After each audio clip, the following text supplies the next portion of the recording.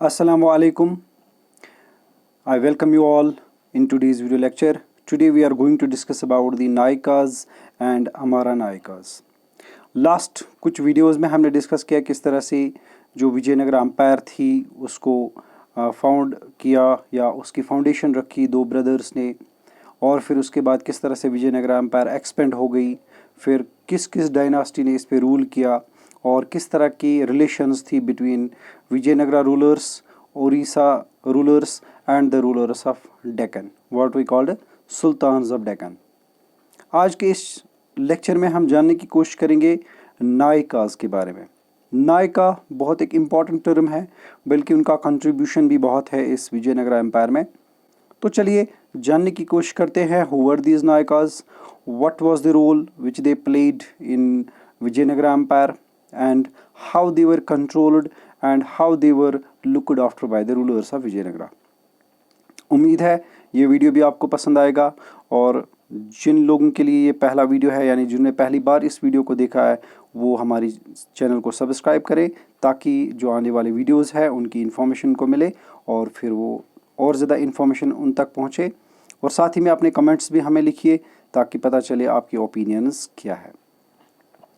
तो चले जानते हैं नायकाज के बारे में. यहाँ दो टर्म्स लिखी गई है, रायाज एंड नायकाज. रायाज जो कि रूलर्स थे विजयनगरा के, यानी विजयनगरा रूलर्स थे उनका टाइटल था रायाज, लेकिन उसके साथ भी और एक कैटेगरी थी जिनको हम मिलिट्री चीफ्स कहते हैं, जिनको कहा जाता था नायकाज. तो सबसे पहले जानते हैं ये नायकाज थे कौन. देखिए, जो विजयनगरा रूलर्स थे उनके हाथ में हमेशा पूरा कंट्रोल नहीं रहा, बल्कि वो खुद भी किसी पे डिपेंड थे. डिपेंड किस लिए थे? रिसोर्सेज के लिए, मनी के लिए, वेल्थ के लिए, आर्मी के लिए और सपोर्ट के लिए. यानी उनके नीचे भी कोई था. अगर ऊपर विजयनगरा रूलर्स रूल कर रहे थे तो उनके अंडर भी कुछ लोग थे जिनके कंट्रोल में आर्मी थी, जिनकी अपनी आर्मी थी, जिनके पास अपने रिसोर्सेज थे, जो बल्कि टैक्स भी कलेक्ट किया करते थे और साथ ही में वो सपोर्ट करते थे विजयनगरा रूलर्स को.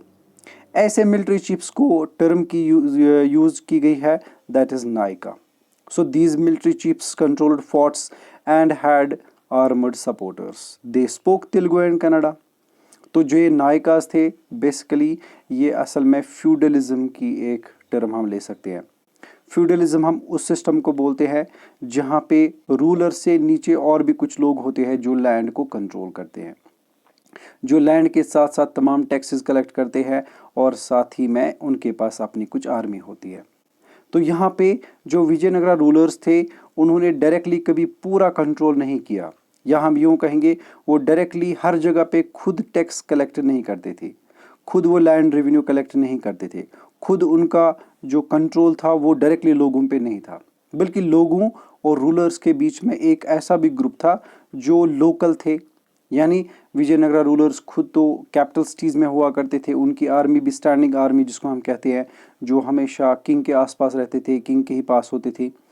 उनके नीचे भी, उनके बाद में भी कोई ग्रुप था जो लोकल लेवल पे हुआ करता था, और ऐसे चीफ्स को, ऐसे लॉर्ड्स को हम कहते हैं नायकाज. नायकाज का काम था टैक्स कलेक्ट करना उन एरियाज में जहाँ पे वो होते थे.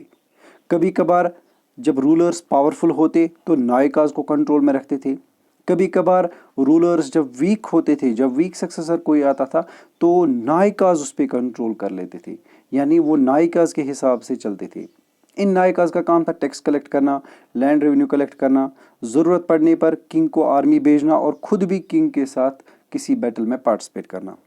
इसके अलावा इनका एक और काम था, वो था जब कोई किंग मर जाता तो उसके बाद कोई और किंग बनता तो उस सेरेमनी में पार्टिसिपेट करना, उस टाइम पे किंग को कॉन्ग्रेचुलेट्स करना, गिफ्ट्स देना, या जो भी उनके पास वेल्थ होता या प्रेजेंट होता वो उसको दे देते थे. साल के एंड पे भी इनको यही कंडीशन थी कि वो साल के एंड पे अक्सर अपने किंग्स को, जो भी उनका हेड हुआ किंग होता था, जो भी उनको कंट्रोल करता था, जो उस एरिया को कंट्रोल करता था, उस किंग को अक्सर गिफ्ट्स या अक्सर इस तरह के प्रेजेंट्स देते थे. तो जैसा मैंने पहले भी कहा, फाइनेंशियल सपोर्ट भी करना, आर्मी भी प्रोवाइड करना. कुछ नायकाज विजयनगरा रूलर्स के कंट्रोल में थे। जब विजयनगरा रूलर्स जो विजयनगरा रूलर्स पावरफुल थे तो वो नायकास पे पूरा कंट्रोल कर लेते थे। तो ऐसी सिचुएशन में कभी कभार वो इन नायकास को ट्रांसफ़र भी करते थे, यानी एक टेरिटरी से दूसरी टेरिटरी को। इस नायका ग्रुप में एक ऐसा भी नायका ग्रुप था, यानी कुछ ऐसे भी चीफ्स थे, ऐसे भी फ्यूडल लॉर्ड्स थे जिनके कंट्रोल में डायरेक्टली लैंड थी। वो उस लैंड से टैक्स कलेक्ट करते थे लोगों से, फिर कुछ हिस्सा अपने पास रखते, कुछ हिस्सा किंग को देते थे। और जो ये लैंड कंट्रोल करने वाले नायकास थे, दे वर कॉल्ड एज अमारा नायकास। अमारा का मतलब होता है लैंड और नायकास का मतलब होता है फ्यूडल चीफ्स, यानी वो फ्यूडल चीफ्स, वो फ्यूडल लॉर्ड्स जिनके कंट्रोल में लैंड भी होती थी। यानी इनके पास थी लैंड, इनके पास थी आर्मी अपनी, और ये सपोर्ट करते थे किंग्स को। कभी कभार ये रिवोल्ट भी कर लेते थे जब कभी लगता था इन्हें कि किंग हमारे हिसाब से नहीं चलता। तो ऐसी सिचुएशन में किंग्स वीक पड़ते थे, क्योंकि ये नायकास कभी एक साइड कर लेते थे, यानी बहुत सारे मिलकर अपनी फौज के साथ मिलकर ये उन किंग्स पे कभी कभार रिवोल्ट के साथ साथ अटैक भी कर लेते थे। तो इसलिए इनको कंट्रोल करना बहुत मुश्किल था। ऐसी सिचुएशन में इन पे दबाव रखना बहुत मुश्किल था। लेकिन जितने भी पावरफुल रूलर्स थे उन्होंने इन पे दबाव रखा, इनको कंट्रोल में रखा। लेकिन जो वीक सक्सेसर्स थे, जो वीक किंग्स थे, उन पे कंट्रोल रहा इन्हीं नायकास का। जानते हैं थोड़ा सा और इनके बारे में। तो जैसा मैंने पहले भी कहा, जो टर्म हमारा नायका है, इसका मतलब होता है लैंड या वो टेरिटरी जो नायका के कंट्रोल में थी। कुछ नायकास इतने भी स्ट्रांग थे कि उनके कंट्रोल में फोर्ट्स थे, जो कि विजयनगरा में इम्पोर्टेंट हुआ करता था उस टाइम पे, यानी fortification of the cities. Her city के चारों तरफ फोर्ट्स होते थे, और इन फोर्ट्स पे जो इम्पोर्टेंट ऑफिसर्स या इम्पोर्टेंट जो मिलिट्री चीफ्स या फ्यूडल चीफ्स होते थे, वो यही नायकास होते थे। तो वो नायकास जो फोर्ट्स को कंट्रोल करते थे, they were called as Durgadanda Nayaka. Durga का मतलब होता है फोर्ट, और दंड नायका का मतलब होता है जो कंट्रोल करने वाला नायक होता था। सो अमारा नायकास लैंड कंट्रोल करने वाले, दुर्गदंड नायकास यानी फोर्ट्स को कंट्रोल करने वाले। फोर्ट्स तो यूं समझ लीजिए, अगर किसी के कंट्रोल में फोर्ट है तो यूं समझ लीजिए किंग भी उसके कंट्रोल में है। तो अमारा नायकास न सिर्फ पीजेंट्स यानी कल्टिवेटर्स से टैक्स कलेक्ट करते थे, बल्कि आर्टिजन्स भी, क्राफ्ट्समैन भी, ट्रेडर्स से भी ये कलेक्ट करते थे टैक्स। इस वजह से काफ़ी पावरफुल थे, काफ़ी रिच थे, और इस तरह से किंग्स भी इनके साथ सोच समझकर डील करते थे। बिल्कुल उसी तरह से जिस तरह से मुगल पीरियड में जो लैंडलॉर्ड्स होते थे, जो ज़मींदार होते थे, उनको कंट्रोल किया जाता था। जिस तरह से वहाँ ज़मींदार के पास अपनी आर्मी होती थी, अपनी फ़ौज होती थी, उसी तरह से नायकास के पास यहाँ आर्मी होती थी, यहाँ अपनी लैंड होती थी। तो इस तरह से ये नायकास कभी कभार अपनी रेवेन्यू का थोड़ा सा हिस्सा टेम्पल्स को भी दे देते थे। कभी कभार तो इरिगेशन फैसिलिटीज़ ये प्रोवाइड करते थे, कभी कभार ये अच्छे काम भी कर लेते थे लोगों के लिए। तो इसका मतलब ये हुआ इनकी इन्फ्लुएंस डायरेक्टली थी उन लोगों पे जिनके ये पास होते थे या जो इनके कंट्रोल में थे। तो इसका मतलब ये हुआ किंग से ज़्यादा यही पावरफुल नज़र आते थे, जो उस टाइम पे जो चीफ्स जिनकी मैं बात कर रहा हूँ नायकास की, ये किंग से कभी कभार पावरफुल नज़र आते थे। लोग भी कभी कभार इनको सपोर्ट करते थे, यानी जिस किंग को ये चाहते थे कि वो किंग रहे, वो रूल करे, उसको लोग भी सपोर्ट करते थे। जब कभी ये किसी किंग के खिलाफ जाते तो लोग भी इनके सपोर्ट में जाते थे, क्योंकि ये अक्सर ऐसे भी काम करते थे जो लोगों के फ़ायदे के लिए हो। तो that's why they received the support of the people and even revolted against the kings and were supported by the people. That's why these were most powerful, what we can say, chiefs, army chiefs, or what we called feudal chiefs. So the control over these nayakas was very important task for the Vijayanagara rulers. Sometimes they failed to control them, but some of the rulers who were more powerful and had a vision, they controlled these nayakas through different policies, by giving them some territories, by appointing them on highest positions, or by giving them high posts in the administration. तो अमारा नायकास जो भी कभी tribute देते थे king को, चाहे annually हो, मंथली हो, ईयरली हो, जो भी कंडीशंस थी, तो वो आपस में सॉर्ट आउट होता था किंग और इन नायकाज के बीच में। जैसा मैंने पहले भी कहा, इनको ट्रांसफ़र भी किया जाता था, जो कि पावरफुल किंग्स होते थे वो इनको ट्रांसफ़र करते थे। लेकिन 17th सेंचुरी आते आते ये नायकाज रूलर से ज़्यादा इंपॉर्टेंट बन गए, क्योंकि जैसे ही बैटल ऑफ तालिकोटा हो गई उसके बाद जितने भी रूलर्स विजयनगरा के बने वो सारे वीक थे, और इस वजह से ज़्यादातर कंट्रोल किन के हाथ में आ गया, अमारा नायकाज के हाथ में।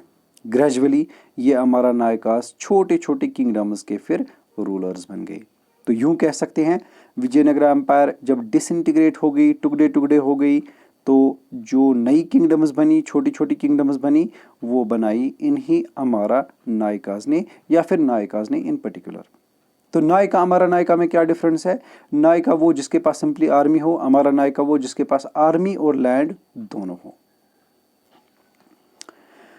तो ये टॉपिक आपको समझ आया होगा, होप।